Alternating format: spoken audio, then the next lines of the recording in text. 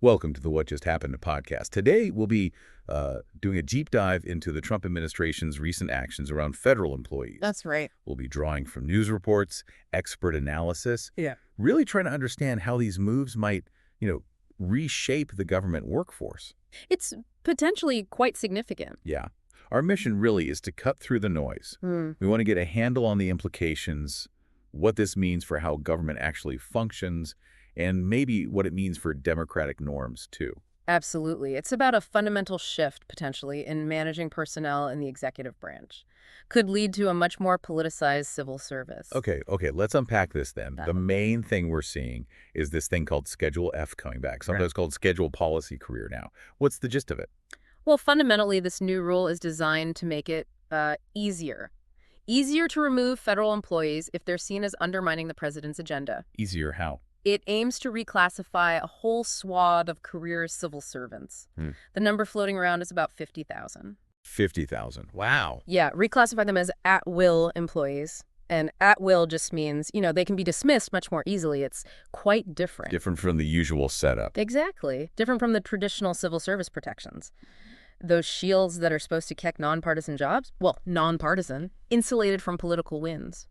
So the administration is looking for more leeway, more flexibility to sort of sideline people who aren't perceived as fully backing the president's policies. And like you said, our sources suggest this could hit a really large number of career staff. Precisely.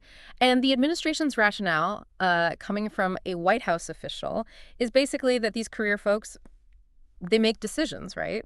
And those decisions should align with the agenda of the president people voted for. Yeah. The argument is that unelected bureaucrats need to be accountable. And this ties into that whole deep state narrative we hear. It seems directly connected. That belief held by Trump and supporters that there's this entrenched group in Washington actively working against his policies. So Schedule F is framed as the tool needed to fix that, to ensure the bureaucracy actually follows the elected leader's direction. That appears to be the justification given, yes. Making sure the bureaucracy serves the president's objectives.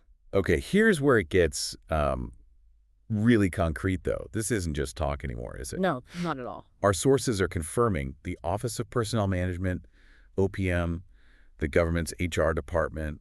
Basically, they've already issued the rule. It's on the books, allowing this reclassification. That's right. And it targets positions that have, policy-making responsibilities, significant roles. And agencies are already starting to act on it. Yes, we're hearing that some federal agencies have already begun identifying positions, recommending them for this new classification. And it's worth remembering, isn't it, that this isn't brand new. Trump tried this before. Good point. He issued a Schedule F executive order late in his first term. President Biden rescinded it pretty quickly. But now it's back. It's reinstatement now. It definitely signals a very clear, persistent intention to reshape the civil service in this way. Which, understandably, has caused a lot of waves. Yeah. A lot of pushback, right? We're hearing from labor groups. Oh, absolutely. Major unions like AFGE, the American Federation of Government Employees, and AFSCME. AFSCME, that's the state, county, and municipal employees? Correct. They've already filed lawsuits. They're challenging the legality of this whole thing. What are they arguing? Well, listen to the AFSCME president, Lee Saunders.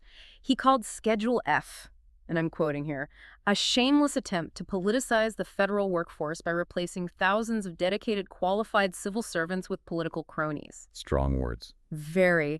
And the worry, not just from unions, but other critics too, is that the way these orders are written, they're quite broad. It could put way more civil servants at risk than even that initial 50,000 estimate. So, stepping back, what are the sort of core worries here? How could this actually change the way government works day to day? Well, the number one concern is that it really chips away at the merit system.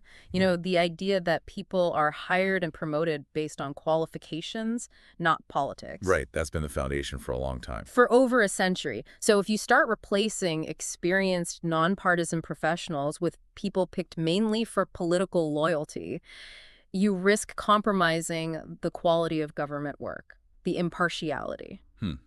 And beyond quality, what else? There are worries about a consolidation of power, too much power shifting to the executive branch, potentially bypassing some checks and balances.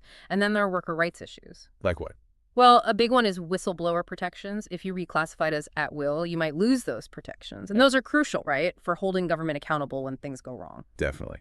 And you mentioned earlier this seems to fit into a bigger picture, a Mhm. push to shrink government. That seems to be a critical connection, yes. Our sources suggest Schedule F aligns with a larger effort, a broader agenda, to cut government staff, cut funding. Elon Musk's DOGE team, for example, has been involved in identifying cuts. So it's cuts and potential replacements. Exactly. And critics argue that combination cuts plus potentially politically motivated dismissals and replacements could seriously damage how agencies function. We're talking about essential services potentially being impacted. It feels like more than just trimming budgets. It could be a fundamental reshaping. When you talk to experts, do they see this as just sort of routine administrative changes or something more? Oh, definitely something more. The prevailing analysis among experts is that Schedule F isn't just a standalone policy.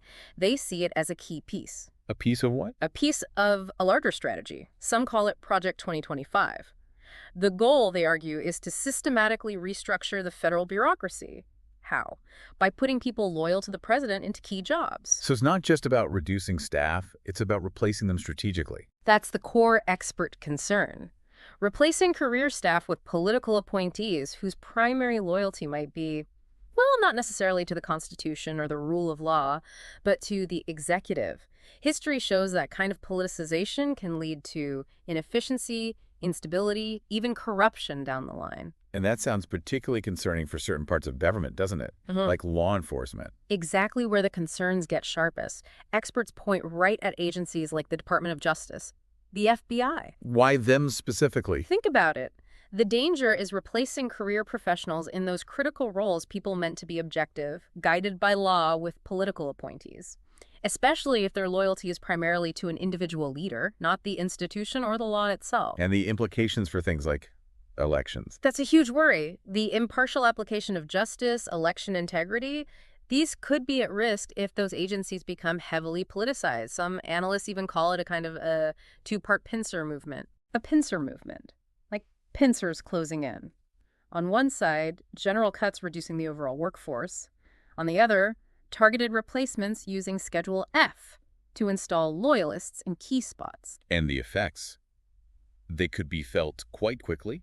People might not wait for formal changes. That's the worry. Experts talk about something called anticipatory obedience, meaning people inside government might start changing their behavior, aligning with what they think the political leadership wants, even before formal orders come down or before the legality is tested.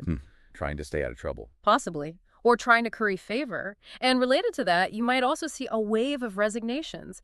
Experienced civil servants who just don't want to fight a reclassification battle or who disagree fundamentally might just leave. Which would drain expertise even faster. Precisely. A loss of institutional knowledge and experience. It sounds like this could even change what merit means in government hiring. That's a profound concern experts raise, yeah. The fear is that merit could be redefined, shifted away from qualifications and nonpartisanship towards essentially political loyalty. How could that play out? Well, you could see pressure on career staff who are involved in hiring. If their choices don't reflect political preferences, they could potentially be targeted themselves. So it creates a chilling effect. Potentially, yes. The broader expert view frames these moves, the forced removals via Schedule F, plus encouraging resignations as tactics. Tactics, sometimes seen in more autocratic systems, to stack the government with loyalists. We heard one expert use a pretty stark phrase about courage and cowardice. Yes, that was about the dynamic within the workforce. The idea that courage is contagious and cowardice is contagious, meaning acts of resistance can inspire others. But compliance can too. Exactly. If these changes roll out without much effective challenge, they start to look normal, entrenched. And that weakens the institutional barriers against politicization. There was also worry about how much attention this is getting. Yeah, a concern among some experts that maybe the legacy media isn't fully grasping the significance or is normalizing these shifts somewhat. And they also mention things like changes to programs like AmeriCorps. How does that fit in? Well, things like AmeriCorps often act as a pipeline, bringing people into public service into the federal workforce later. Undermining those pipelines could, over time, make it easier to reshape the workforce along different lines. So given all this, these concerns, the lawsuits, What can actually be done? Are there checks on this? Litigation is definitely happening, as we mentioned. That's one avenue. Challenging the legality. Yes. Huh. And experts are quick to point out, there are limits to presidential power. A Yeah. president can't just snap their fingers and nullify laws passed by Congress or ignore court rulings. So the legal system is a key battleground here. It seems likely to be. The call from many critics and experts is for resistance now. Don't wait until these changes are deeply embedded and harder to reverse. Wow. Okay, this really does paint a picture of potentially massive shifts. Not just procedural tweaks, but something that could alter the basic character and operation of the federal government. It really makes you think. It does. Consider the long-term impact, right? What happens to impartiality, to effectiveness, if a huge chunk of the federal workforce answers more to political loyalty than to, professional standards or the law? Yeah. What does it really mean when people say they want to run government like a business? Especially when the business is supposed to be about serving the public interest and upholding democratic values, not just pleasing the boss. It raises some fundamental questions.